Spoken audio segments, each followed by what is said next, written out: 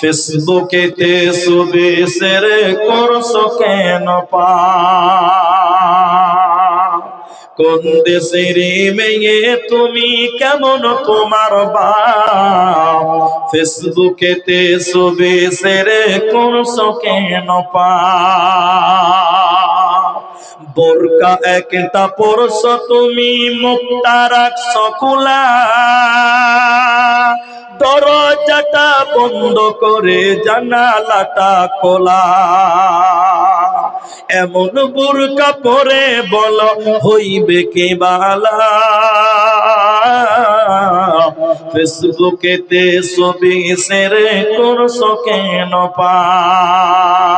কোন গ্রামের মেয়ে তুমি, কেমন তোমার বাপ? ফেসবুকেতে ছবি শেয়ার করছো কেন পা? বাকিটা বাকি থাকুক।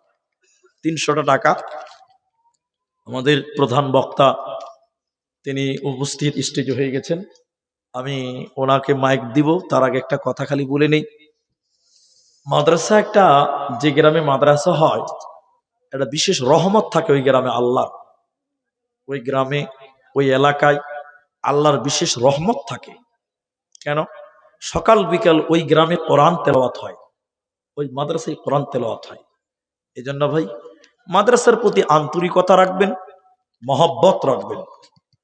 যদি টাকা দিতে না পারেন দুটা বুদ্ধি দিবেন, তাও যদি না পারেন একটু নামাজ পড়ে একটু দোয়া করবেন, আল্লাহ তুমি মাদ্রাসাটাকে কবুল করে নাও। কিছু দিয়ে হলেও, কোনোভাবে হলেও আপনি পরামর্শ দেবেন, দোয়া দিবেন, সহযোগিতা করবেন। মাদ্রাসার সঙ্গে শত্রুতা রাখবেন না, মাদ্রাসার সঙ্গে বন্ধুত্ব রাখবেন, মহব্বত রাখবেন, আন্তরিকতা রাখবেন। এই দাবিটুকু আপনাদের কাছে রাখলাম।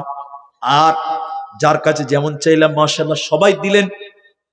এরপরও প্রধান বক্তার হাতেও যে যেটুকু পারেন 10টা টাকা হলেও তিনার কাছ থেকে দিয়ে দোয়া নেবেন, এই দাবি আপনাদের কাছে রেখে আজকের মতন আপনার